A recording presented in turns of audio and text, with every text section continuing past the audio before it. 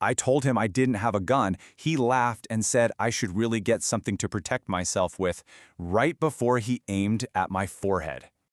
Look, you don't need my name. What matters is what happened out there. It's a story that's etched in diesel fumes and fear, right on the edge of nowhere. And it all started just like any other night on the road. I was hauling a load through Oregon, deep into the graveyard shift. It was just me, the steady hum of the engine, and those white lines just shooting past, one after another after another. It's a lonely kind of work, you know? The whole world just kind of shrinks down to the little patch of pavement your headlights can find. You get into this rhythm out there. It's almost a ritual. Check the left mirror, check the right, take a sip of coffee that's been cold for at least an hour, watch the odometer tick over. You do it 1,000 times without even thinking about it. It's the boring, steady heartbeat of the job. It's what keeps you sane. And that's when the rhythm broke.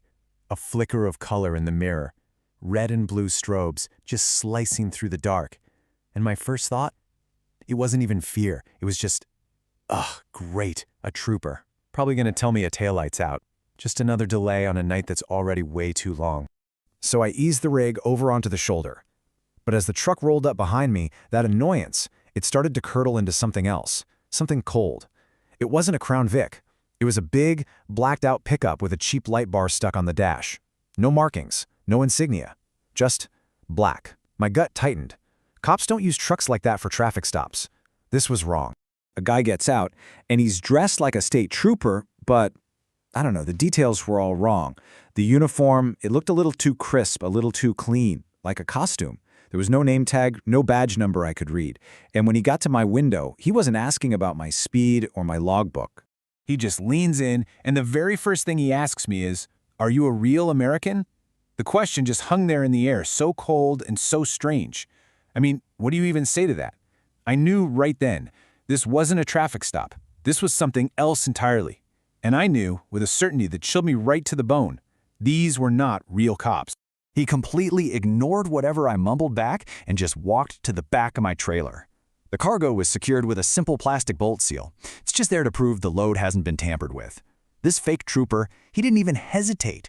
He pulled out a folding knife and just snapped the seal. And the sound of that plastic breaking, I swear it was the loudest thing I'd ever heard. My heart was just hammering against my ribs.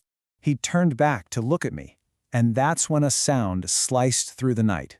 A sharp, high-pitched whistle coming from the darkness of the trees right alongside the highway.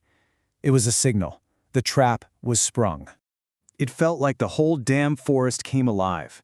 Figures just started pouring out of the shadows. 1, then 5, then more. All of them in dark clothes, masks covering their faces. I tried to count. 15 of them. 15! It all happened so fast, you know? It was just a blur of motion. They swarmed the rig. My door was wrenched open, and suddenly hands were grabbing me, pulling me out of the cab, throwing me down hard onto the gravel shoulder.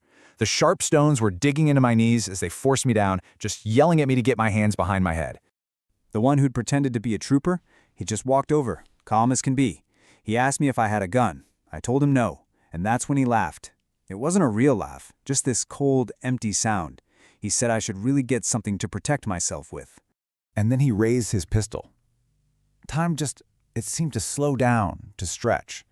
All I could see was that dark little circle of the barrel.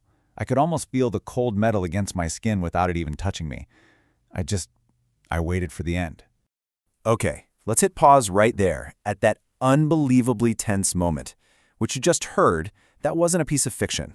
That was a reconstructed, first-hand account of a real hijacking that actually happened back in the 1980s. And the people who did it were way more organized and way more dangerous than just simple highway robbers. So who were these guys? They were part of a group called the Silent Brotherhood, though you might know them better as the Order. This wasn't just a random crime for money. No, this was a calculated act by a domestic terrorist organization. Their goal was, and I'm not kidding, to fund a race war and ultimately overthrow what they called the Zionist-occupied government of the United States. All right, let's really dig into their method here, because it was chillingly effective. Take their targets. This wasn't random. That truck wasn't full of paper towels. It was carrying ammunition and ballistic vests, a very specific haul for a group that's building an arsenal. The method itself, that fake trooper ambush, is terrifyingly smart, designed for maximum surprise and total control. And their ideology? That drove every single thing they did. It explains that bizarre, chilling question, are you a real American? That wasn't a real question. It was a purity test. It was a tool of psychological terror, designed to unnerve you and dominate you before the real violence even started. So, what's the big takeaway here? That story isn't just about a crime. It's practically a blueprint for how these kinds of groups operate.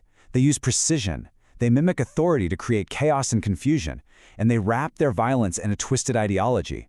The fact that the trucker survived is why we know these details, and his story is a really stark reminder of the organized threats that can hide in plain sight. What that trucker went through happened decades ago on a dark stretch of highway in Oregon. But the tactics, the impersonation, the ideology, the sheer terror, it all leaves us with a pretty lingering question. Where do shadows like these fall today?